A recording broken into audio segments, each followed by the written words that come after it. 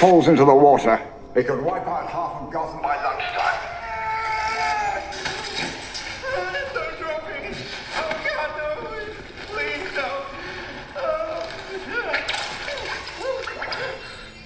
Sorry I'm late. What's your step? Hi.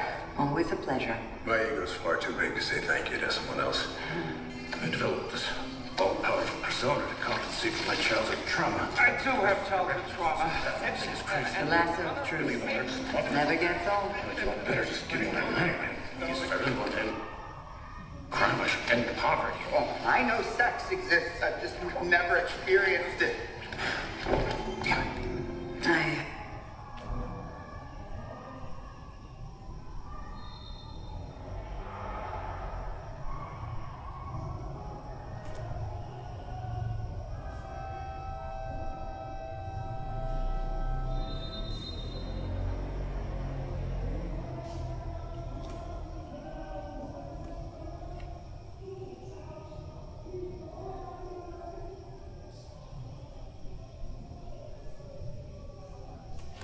Naku, wala na mong intro-intro. Rekta na ho tayo dito kay Senator Rodante Marcoleta dyan sa Saganang Mamamayan. Pero bago yun mga kabinet, like at subscribe.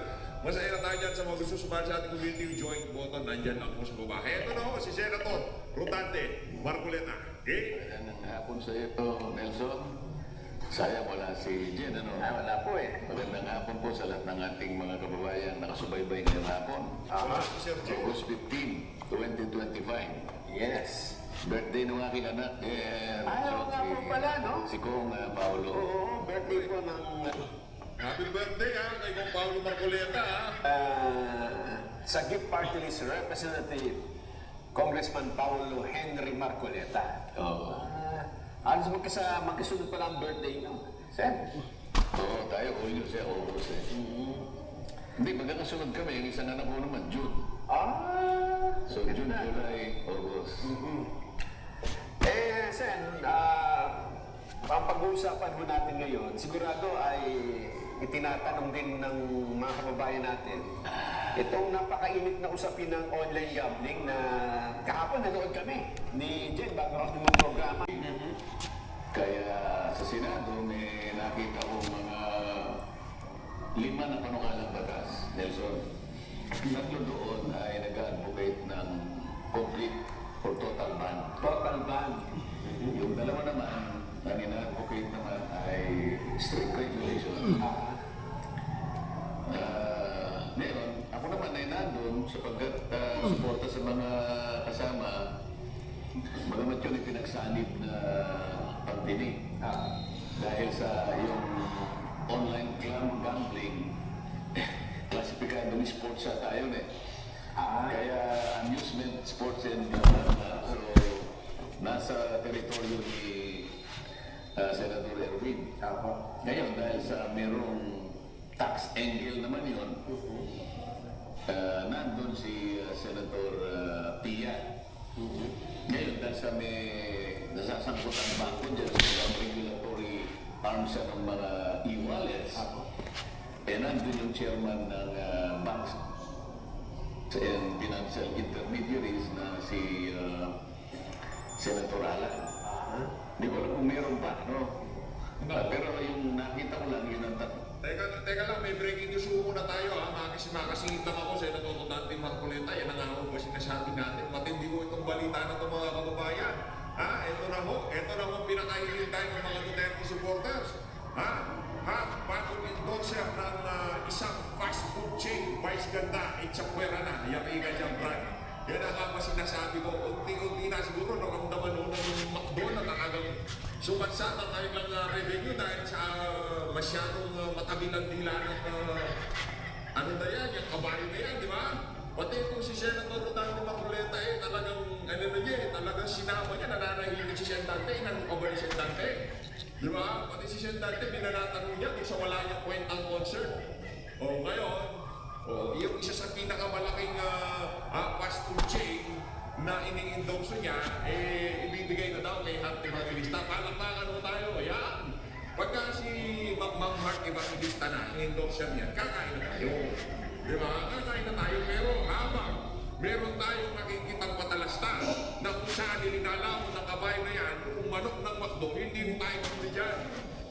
Ika nga na yan, boycott to the max. Ha? Pagka yung kabayo na yan, kumakain sa McDo, hindi mo tayo muli dyan. At hihikayatin natin ang ating mga kasama, taga-suporta ni nating Pangulong Rodrigo Duterte na huwag nang kumain dyan sa McDo na yan. Pero pagka si Ma'am Hart na, mauusapan na yan. Siyempre, hindi naman inaaway ni Ma'am Hart itong si dating Pangulong Rodrigo Duterte. Pero itong kabayo na to, nako, marami pa. Yung listahan, hahanapin ko lang, lahat ng ini-endorse ng produkto nitong Bangulong na to, ibuboycott po natin lahat yan mga kabayan. Siya natin, arakan Nung magkakaugnay na komite na tatalakay doon sa isang napakaselan na usapin. Ano? Kasi nagsimula yung pagsasalita ni Chair Erwin. Ang laki na po ng sabot ng lipunan. Alam mo naman yun. Ako naman. Sige. Pero nung sana man lang, ay nagsimula tayo para, meron bang study na talagang nagpapatunay na matagilid na ang bansa natin, ano? Sana man lang, ang gusto kong makita sana doon, hindi na lang ako nagpaka-detalye, ay ang daming social issues na hindi lang social, emotional, psychological. Di ba? Kasi sa social doon, yung fiber ng lipunan na pinubuo ng maraming mga pamilya. Kasi kung gusto nilang paikipasilan doon, hindi na lang nagawa. So may technical problem yata. Mukhang magsisimula pa doon sa mayroong nagpakamatay na bata eh. Nako. Aba, sabi ko, teka mo, bakit kaya? Sa sarili ko lang naman. Para mang appeal to emotion kaagad. Samantalang kung tutuusin mo, ang pinag-uusapan dito, kung lumala yan, anong ginagawa ng regulator? Diba? Kasi simple-simple lang eh. Ang regulator ng mga online gaming operators, PAGCOR. Kasi nasa kanyang nasa kanyang mandato yun eh. Halimbawa, yung PAGCOR, kinuha ko yung batas eh. Presidential Decree 1869, panahon pa ng Dating Marcos. Pangulong Marcos, yung una. President Marcos 1. Kasi presidential decree ito eh. Siya lang naman ang naging presidente na makapag-i-issue ng batas. Di ba? Kasi kasama sa Under Marcelo. Under Marcelo tayo. Hindi naman kinansel o hindi naman pinawalang bisa itong mga batas na ito. Kaya hanggang ngayon, hihirol pa rin. Kasi nakakatulong din naman eh. Yung PAGCOR kasi sa unang batas na yan, presidential decree, hindi lang siya, siya kasi yung operator, siya pa yung regulator, kaya nga sa bugin. Isa sa kanyang mga gawain na ito eh. To regulate, sabi niya, operate, authorize, and license games of chance, games of card, and games of numbers, particularly casino gaming in the Philippines. Generate revenues. Ito yung niya, kaya dalawa dual responsibility, dual persons eh. Generate revenues for the government, socio-civic, and national development programs. So sa kanyang kalagayan niya, siya nag-ooperate, siya nag-regulate. Pagkaraniwan, pag ganyan ang ganyan ang opisina mo, ayan. So dami niyang nasusustinahan na pondo.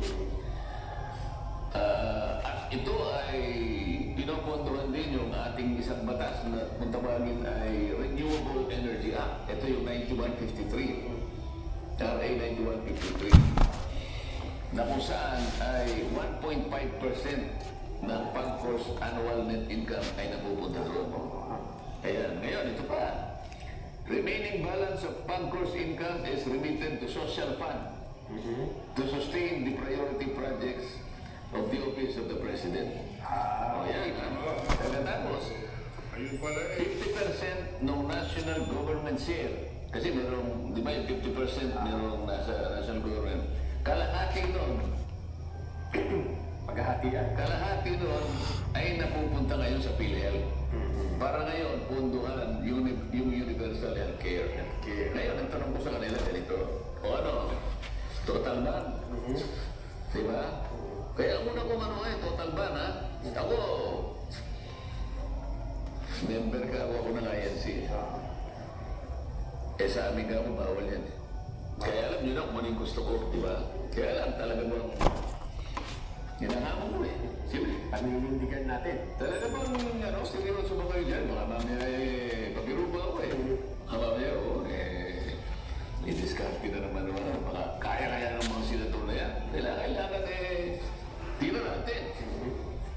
Kasi sabi ko ganyan, kung ganito pala yung natutustusan ng pagkor, kung paano ngayon yung tinutustusan kapag binan mo yan? O sino sasagot na yun yan? Meron kasi tayo pero tama rin naman ka ako yung nakasaad dito sa mga panukalang batas ng mga kasama natin na binabantayan naman nila yung social decay, the weakening of the social fiber. So, titimbangin mo yun yan. Tapos binanggit ko yung, alam mo nyo kasi nga ako sa public administration, meron tayong mga umiiral na doktrina ng public administration. Kung tawagin ay mga key principles of public policy. Ang isa nga ako sa nakalinya dyan, na malapit-lapit dito sa pinag-uusapan natin, ay yung Pareto efficiency. Pareto Efficiency. efficiency. P-A-R-E-T-O. O, Google mo, Pat. Tingnan natin. Minsan tinatawag yung Pareto optimality. Ano ang ibig sabihin ng ano na yan, ng prinsipyo na yan? Ito ang kalagayan ng isang estado na nag-allocate ng resources. At sa kanyang ginagawa yan, ay imposible na magawa niya na mapasaya niya ang isang sektor nang hindi niya napapalungkot yung isa. Ayun. Kahit ano pang gawin mo, okay, halimbawa, tugunin natin. Yung lumalala ang sinasabi ninyo na salot, matugunan yan. O, binan nyo naman ito. So, merong sumaya, merong lumungkot, tama? Tama. O, alin tayo dyan na yun. Ay, sabi ko, alam mo, pinaka-problema rito, Mr. Chair, kung halimbawa yung regulasyon, na isa sa mga scheme na pwede natin pagpilian. Halimbawa, nagbutuhan tayo, total ban, o regulation. Alam mo, matatalo yung regulation dahil itong pagkuro, wala ka na ipapakita. Tama. Nakatibay.